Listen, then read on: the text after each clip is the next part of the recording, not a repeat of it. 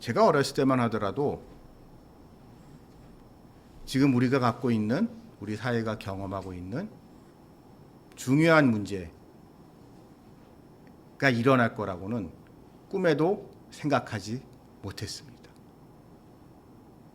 왜냐하면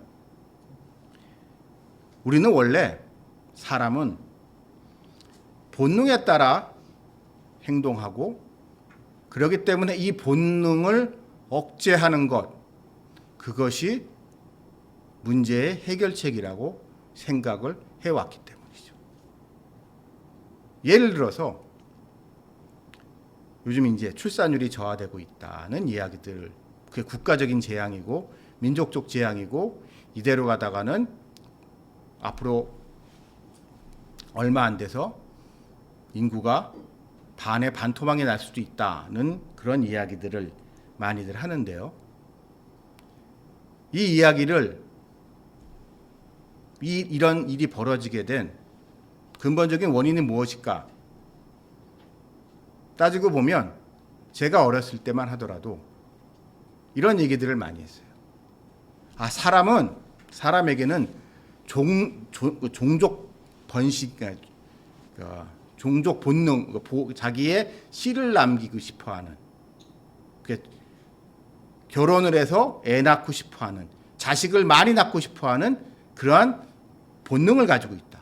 모든 사람은 그런 본능을 가지고 있어서 기회만 되고 할 수만 있으면 자식을 많이 낳고 싶어 한다고, 종족 번식의 본능이라고, 그런 게 있어서 그런 본능을 억제해야 된다라고 가르쳤습니다. 한 걸음 더 나가서 우리나라 사회 같은 경우에는 제가 어렸을 때 아들, 딸 둘만 낳아, 아들, 딸 구별 말고 둘만 낳아 잘 기르자라는 이야기를 하면서도 무슨 얘기들을 많이 했냐면, 우리나라 사람들은 남아서 선호 사상이 너무 뿌리 깊기 때문에 이거는 절대로 없어지지 않을 것이고, 그래서 억지로 이거를 재워야 된다. 정부가 공권력을 통해서 이렇게 사람들을 강제하고 교육을 시켜서 계몽시켜야만 이렇게 폭발적으로 늘어나고 있는 인구를 억제할 수 있고, 아들 한번 낳아보겠다고 딸만 여러 명을 낳는 이러한 부조리한 현실을, 국가 경제에 커다란 짐이 되고 있는 이러한 문제가 해결될 수 있다라고 하면서 사람들한테 어떠한 생각, 어떠한 행동을 강요했습니다. 저는 묻고 싶어요. 그 시절에 그 정책을 위반했던 양반들, 그거를 결정했던 사람들, 저는 단호하게 얘기하겠습니다. 당신들은 역사의 죄인입니다.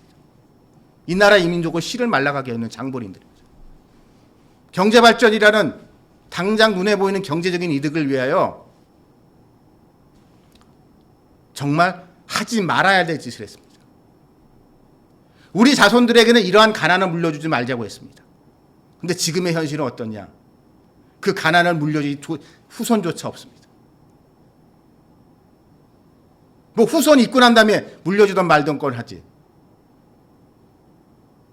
그 말 한마디 한마디가 얼마나 무서운 말이었는지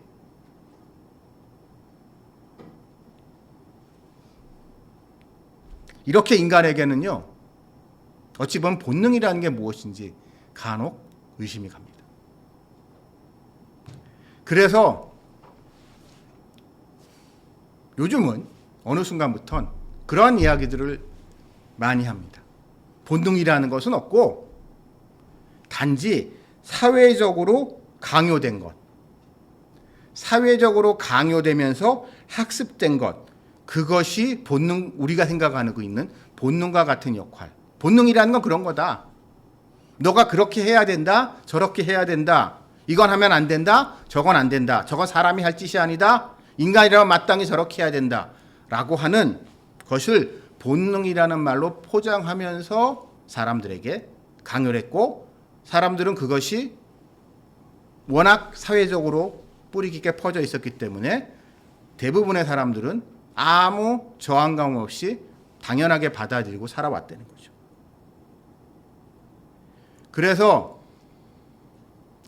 본능이라는 게 없다는 가정하에 우리가 그런 것이 없다는 제로 베이스 하에 사람에게 대해 접근을 해야 된다. 이 말이 되게 그럴듯해 보이시죠? 근데 이 말이 결국 현실에서 나타나는 게 요즘 문제가 되고 있는 이 트랜스젠더 문제가 됩니다. 남성이란 본능도 없고 여성이란 본능도 없고 그냥 사람이면 다 똑같은 거고 남자로 키워진 거고 여자로 키워진 거고 남자의 그렇기 때문에 너는 이제 뭐가 달고 나왔으니까 남자는 이래야 돼라고 해서 남자의 삶이 이렇게 어려서부터 사회적으로 강요돼서 그렇게 생각하는 거고 너는 여자니까 하면서 그게 사회적으로 강요됐으니까 여자적인 거 여성의 심성 이런 거는 사회적으로 강요된 것일 뿐이다 라고 이야기하는 자들, 이 사람들이 포스트 모더니스트들인데요.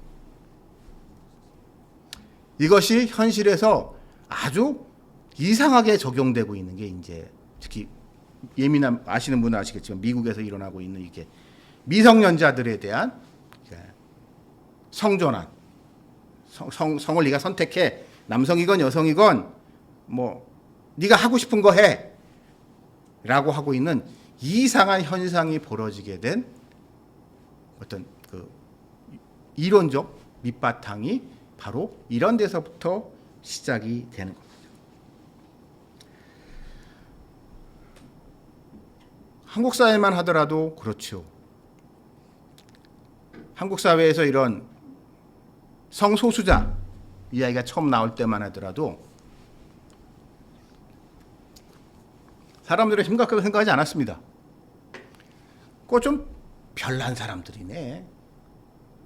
뭐 저런 사람도 있지 뭐 라고 하면서 그렇게 심각하게 생각하진 않았어요.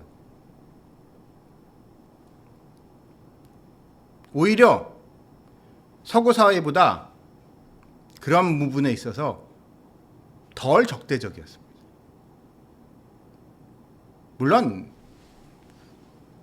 이상한 사람 취급을 했지만 그러던 것이 점점 퍼져가면서 한국 사회에 오늘날 이렇게 큰 어려움을 주고 있습니다. 그럼 이런 현실 속에서 우리 교회는 과연 어떻게 해야 할 것인가? 우리 그리스도인은 어떻게 살아야 할 것인가? 라는 딜레마에 직면하게 됩니다. 여기서 우리는 서구교회의 과오를 통해서 중요한 교훈을 얻을 수 있습니다. 서양 사람들은요, 우리 동양 사람들하고 사고방식에 좀 차이가 있습니다. 서구 사회는 오랜 기간 동안 기독교가 유일 종교였고 기독교적 삶이 인생의 전부였던 그런 사회 속에서 그런 사회였어요. 그러니까 종교적 윤리와 그러니까 종교적 율법이 사회적 윤리 도덕과 기본적으로 거의 같습니다. 근데 동양에는 좀 우리나라 같은 경우에 상황이 달라요. 그래서 예를 들어서 동성애 하나를 놓고 봅시다. 우리나라가 동성애에 대한 우리나라 사람들의 반응은 이걸 떠나서 종교를 떠나서 한국 사람들의 반응은 좋아하지는 않죠. 망실사스럽고 해괴망측한 일이라고 하지만 그렇다고 해서 그거를 법으로 금지하는 거 내지는 그렇다고 해서 사람을 처벌하는 거에 대해서 그러니까 처벌해야만 한다고 그렇게 심각하게 한국 사람들은 원래 생각하지 않았습니다. 그냥 이상한 놈들인 거고 그냥. 근데 서양 사람들은요, 오랜 기간 동안 그런 사람들을 법적으로 제재했어요. 감옥에 가뒀어요. 그래서 강제로 이제 그거를 치료하려고 했어요, 정부가. 그게 불법이었던 거죠. 그랬던 동양과 서양의 역사적 차이가 있기 때문에 우리는 좀 더 냉정하게 이 문제에 대해서 접근을 해야 됩니다. 저는 안타까운 게 이런 운동하시는 분들, 되게 뜻깊은 일, 좋은 일 하시는데 한국 사회의 상황을 잘 이해하지 못하시고 있는 것 같아요. 왜냐하면 미국을 비롯한 서양 사회에서는요, 기본 구도가 이렇습니다. 대부분의 그러니까 기독교와 반기독교 세력이 있고, 이 기독교 세력과 반기독교 세력의 이슈의 핵심이 일명 성소수자 문제가 있는 겁니다. 근데 한국은 달라요. 왜냐하면 아무리 쳐봤자 한국 사람들 중에 교회 다니는 사람은 20%에서 30%밖에 안 되고, 개신교, 카톨릭 다 합쳐봤자 실제로 40%가 채 안 되고요. 안 되는데, 그럼 교회를 안 다니고 있는 비신자들이 그럼 과연 동성애에 대해서 그렇게 우호적인가? 제 개인적인 경험으로는요, 오히려 교회 안 다니는 집단의 사람들이 동성애라든지 성소수자에 대해서 더 부정적으로 바라보는 경향이 강합니다. 그나마 교회 다니는 사람들은 좀 그런 게 있어요. 그래도 하나님이 저 사람을 사랑하시겠지. 쟤나 나나 저 사람이나 나나 다 같은 하나님의 피조물로서 하나님의 사랑받는 하나님의 아들 딸인데 어쩌다가 저 사람은 저렇게 됐을까라는 안타까운 마음을 교회 다니는 사람들은 다 갖는데요. 교회 안 다니는 사람들은 그런 마음도 없어요. 저 변태 새끼. 정말. 교회 안 다니는 사람들이요, 더 그런 것에 대해서 적대적인 경향을 가지고 있는 모습을 우리는 사회에서 발견할 수가 있습니다. 그럼 이러한 시절에 우리가 과연 교회는 무엇을 해야 하는가라는 질문에 어찌 보면 오늘 이 말씀은 중요한 가르침을 우리에게 주고 있습니다.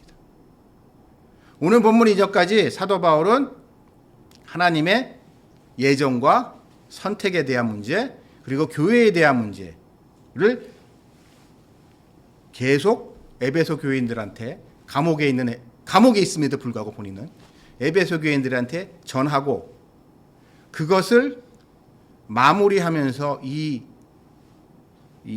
오늘의 이 본문을 이야기를 하는데요. 이 오늘의 본문에서 사도 바울은 중요한 교훈을 우리에게 가르치고 있습니다.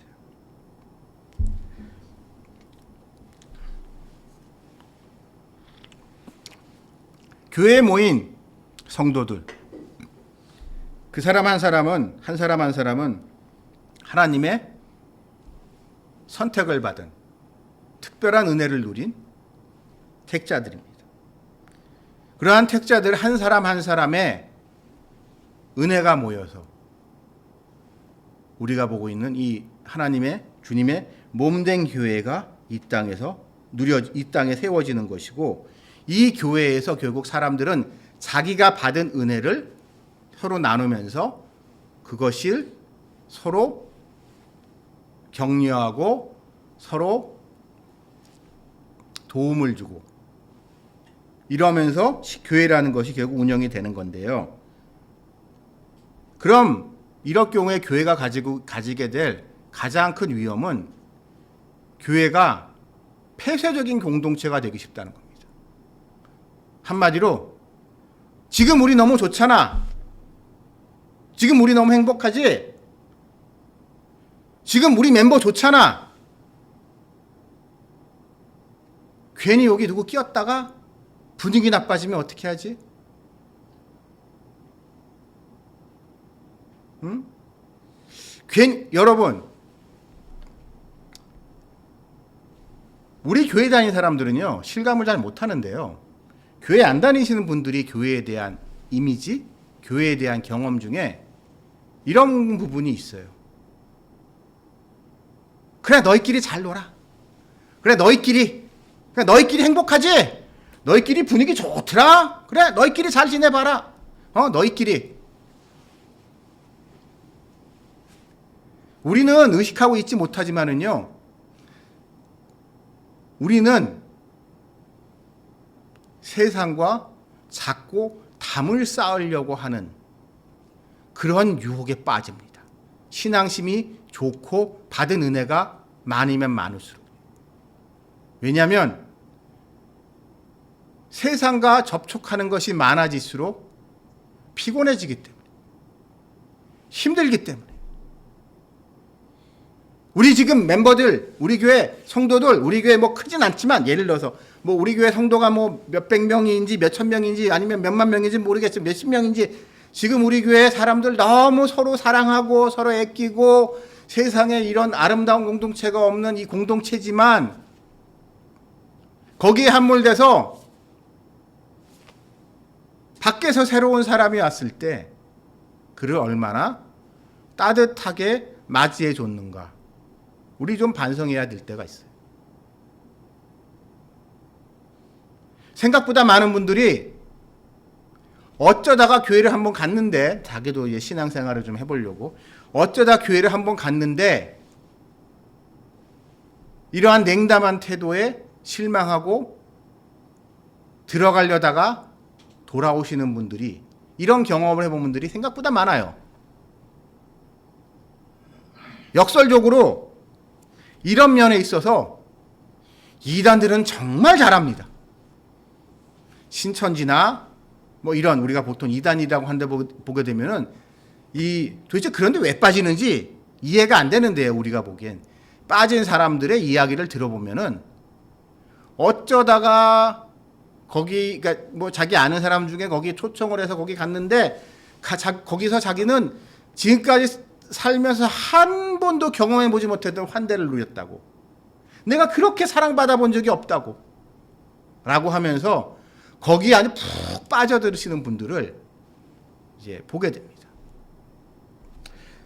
그 모습을 보면서 저는 한편으로는 좀 부끄러웠습니다. 우리 교회, 제대로 된 교회들은 제대로 저런 분들, 저렇게 소외된 분들을 품을 수 있었다면 저분들이 저렇게 이상한 길로 안 빠지셨을 텐데. 그래서 사도 바울은 오늘 이 말씀에서 우리에게 중요한 가르침을 주시고 있습니다. 하나님이 너희에게 은혜를 베푸신 것, 너희를 사랑하신 것은 그냥 네가 좋아서 가라는 거 아니에요.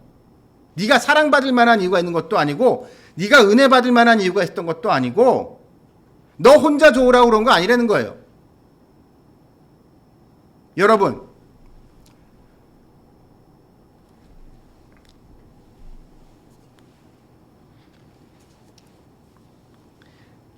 사람이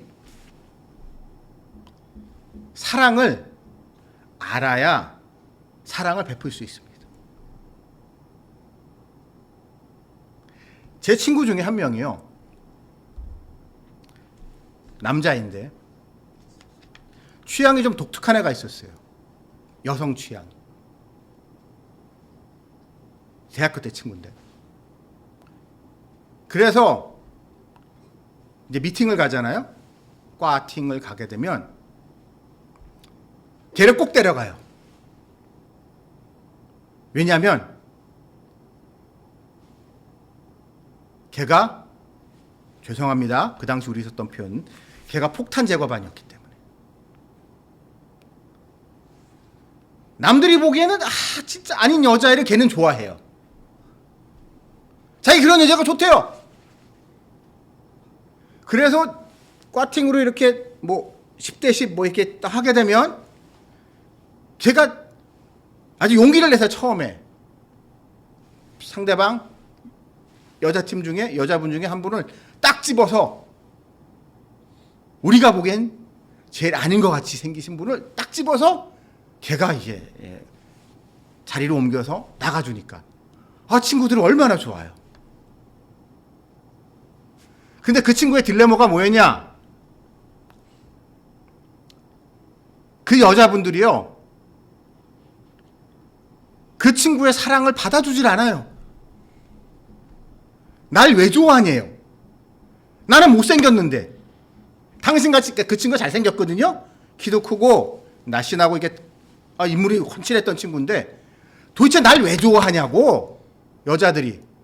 나 못생기지 않았냐고. 나 뚱뚱하지 않았냐고. 우리 집 부자 아니에요. 이 여자애들이 그랬어요. 걔 보면. 그러면서 여자애들이 그러다 다 도망갔거든요. 심지어 어떤 여자애들은 사람 가지고 장난하는 거냐고. 나 놀리는 거냐고. 그러면서 그 친구는 여자애를 붙들고, 난 진짜 당신 같은 여자가 좋다니까는요. 난 당신 같은 여자가 좋다고 아무리 그 친구가 설득을 하고 해도 여자들이 받아들이지를 못해요. 왜? 그 여자분들은요, 사랑을 받아본 적이 없는 거예요. 여자로서. 어려서부터 항상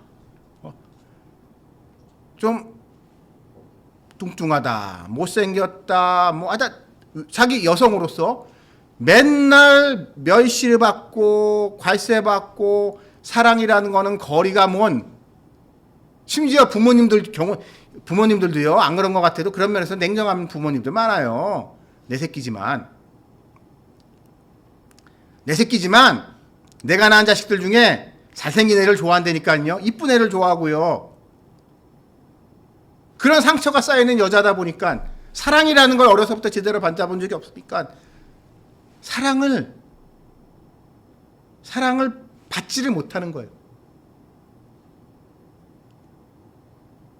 그러니까 사랑으로서 점점 소외된 삶을 살게 되더라고요. 그런 분들이. 그래서 오늘 이 말씀에서 사도 바울은 중요한 교훈을 우리에게 가르치고 있습니다. 우리 믿는 사람들은요, 세상에 누릴 수 없는 사랑을 경험해봤습니다. 여러분, 간혹 이제 교회 안 다니신 분들이랑 이야기를 하다 보면 그런 분들이 계세요. 아주 이기적인 사람들, 돈밖에 모르는 사람들 있어요. 성격적 표현을 거두면 양심에 화인 맞은 것 같은 사람들 분명히 있습니다. 그런 분들하고 좀 친해져서 허심탄회하게 얘기를 하다 보면, 그거 돈 됩니까? 교회 가면 무슨 유익이 있어요? 내 얘기 들어보니까는요, 교회 가서 그 장로 같은 거 하게 되면, 그래서 좀 큰 교회 가서 장로 같은 거 인맥이 그렇게 좋아진다면서요. 그래서 사업하는 데 도움이 많이 된다면서요. 그러면 그런 거 어떻게 하면 돼요? 이런 분들 계세요. 그런 분들하고 얘기를 하다 보면 옛날에는 솔직히 좀 짜증났습니다. 야, 어떻게 저 사람 저토록 이기적일까? 어쩌면 저렇게 돈밖에 모를까? 라고 화가 났었는데, 제가 어느 순간 그분들이 불쌍해지기 시작했습니다. 저분들이 만약에 지금까지 살아오시면서 단 한 번이라도 진정한 사랑, 아무 이유와 조건 없이 그냥 베풀어주는 사랑을 단 한 번이라도 경험해 갔다면 저분들이 저럴까? 저분들이 지금까지 살아오면서 저분들의 삶은 항상 기브 앤 테이크의 삶이었고, 사람들은 겉으로 말하기는 좋은 얘기를 해도 결국 마음속 깊은 곳에는 뭔가 시꺼먼 욕심을 가지고 있고, 그래서 나한테 지금 잘해주는 것 같지만 결국 나를 어떻게 이용해 먹으려고 하고, 나를 그걸 통해서 지가 돈 벌려고 하고 하면서 하려고 했었던 이러한 이기적인 인간의 군상 속에서 살아왔기 때문에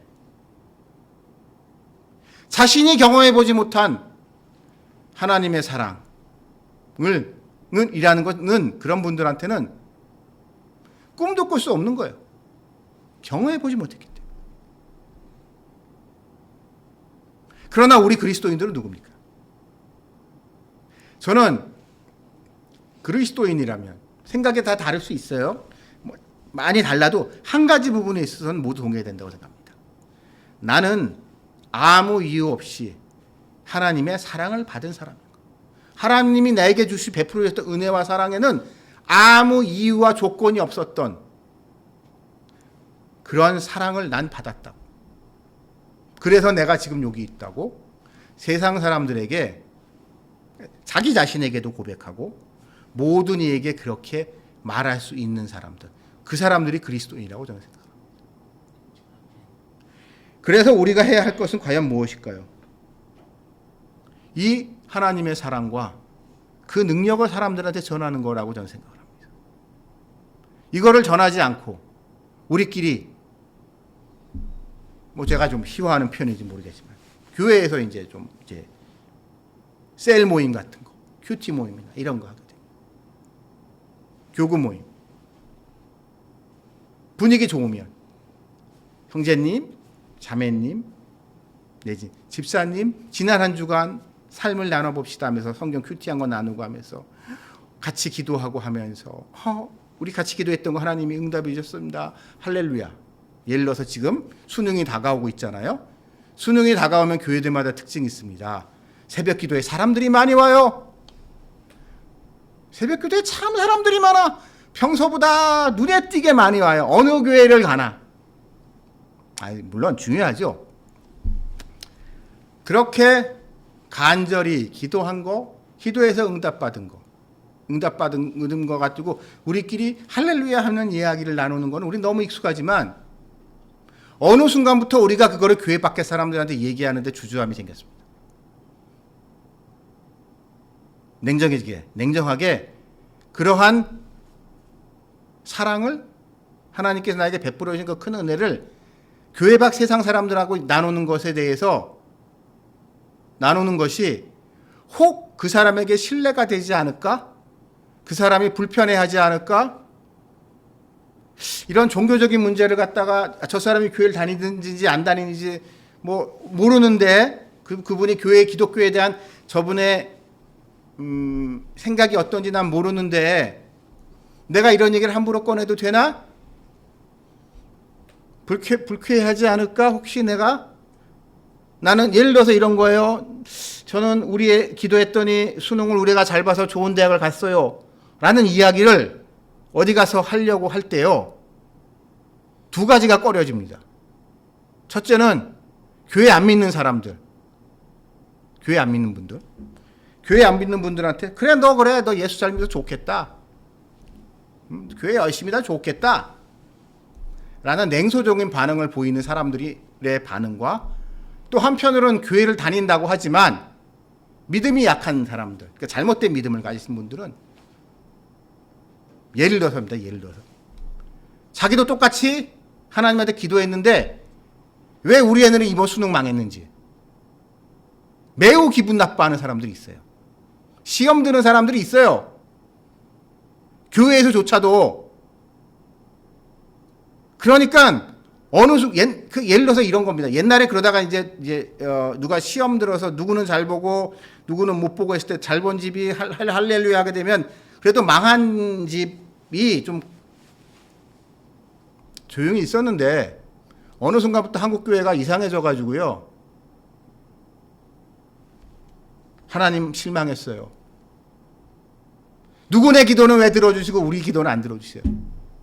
우리 애가 얼마나 열심히 공부했는데 하면서 겁나 서운하다는 얘기를 하는데 인간들이 주저함이 없어졌어요. 그러면서 교회에서 문제 일으키고 교회 분위기 흐트러뜨리다가 교회 싸움 내서 교회를 떠나죠.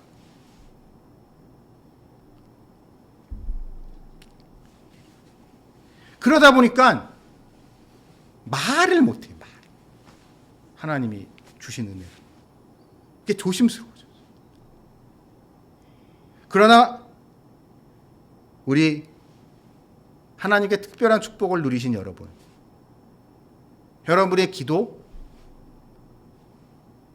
대해 하나님이 응답을 하였다면, 여러분에게 이 감당할 수 없는 큰 은혜 하나님께서 베풀어 주셨다면 여러분은 무엇을 하셔야 될까요? 오늘 이 말씀에서 사도 바울은 분명히 우리에게 권면하고 있습니다. 그 사랑을 전하라고, 세상 사람들에게.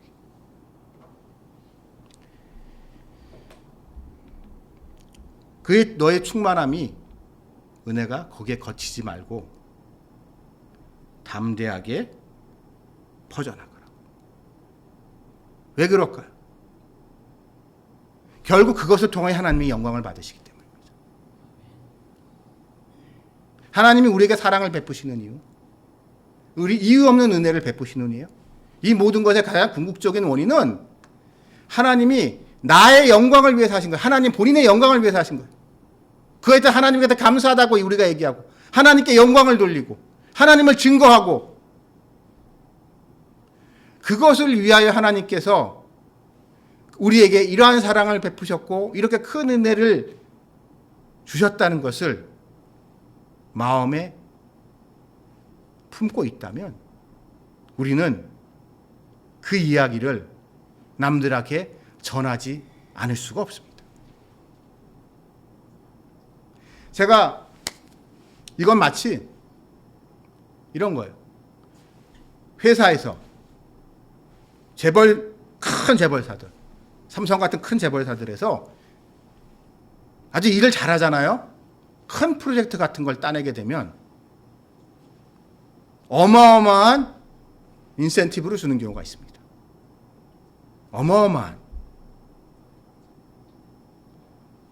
그러면 회장님이 직접 불러서 큰 성과를 거둔 직원한테 요즘 시세로 따지면 몇십억, 경우에 따라서 몇백억 어마어마한 인센티브를 보너스로 주는 경우가 있어요. 왜 줄까요? 왜? 여러 이유가 있지만요, 가장 큰 이유는 이거예요. 다른 직원들 보라고. 다른 직원들 보고 너도 잘해? 너도 쟤같이 잘하면 확실한 보상을 줄 거라고 하면서 확실한 보상을 줄 거라는 것을 사람들에게 가르쳐 주기 위해서 이제 회장님들은 그런 파격적인 행보를 벌일 때가 있습니다. 그냥 그 사람이 이쁘고 좋아서 주는 게 아니에요. 많은 경우 그 회장님은요, 그 자기가 인센티브를 준, 보너스를 준 그 사람이 누군지도 몰라요. 그냥 그 사람이 누군지 모르는데 큰 일을 했다고 하니까 그러는 거예요.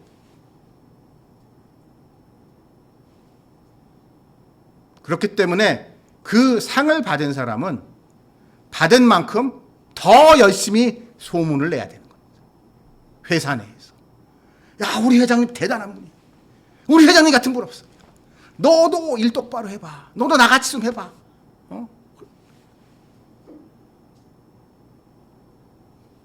세상 기업이 그런데 하물며 우리 하나님을 섬기는 하나님의 나라의 백성으로서 일꾼으로 봉사하고 헌신하시는 여러분들, 우리의 삶은 과연 어떨까요?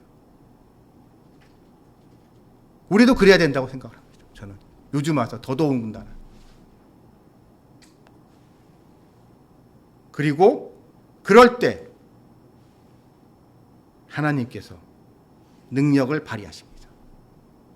우리가 하나님의 우리에게 베푸신 큰 은혜에 대해서, 그 사랑에 대해서 사람들 전할 때 시험 드는 사람 있겠죠? 시험 드는 사람 있고 불편한 사람 있습니다. 그러나 그 중에 누군가는 이유 없는 충격을 받는 경우가 있어요. 그냥 똑같은 이야기고 내가 이 이야기를 다른 자리에서 들었으면, 쉽게 말해서 재수 없는 예수쟁이들을 자랑질이었을 이야기가 갑자기 그 사람 마음속에 팍 비수를 꽂히면서 그래 나도 한번 교회 좀 다녀볼까? 라는 그런 마음을 갖게 하시는 것. 그게 뭘까요? 그게 성령님이 하시는 겁니다. 우리가 착각하고 있는 게 있어요. 저도 이런 면에서 부끄러운데 우리가 전하지 않으면서 하나님 보고 해달라고 해요. 성령님, 내 친구 좋은 친구인데 제가 제 전도해야 되는데요. 제가 제 말로 하기 쉽지 않고 이게 하나님이 이렇게 강권적으로 역사하셔서 그 친구가 좀 교회 좀 나오게 해주시면 안 될까요? 강권적으로.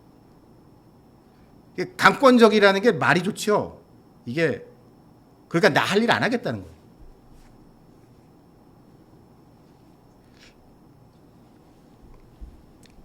말씀을 정리하겠습니다.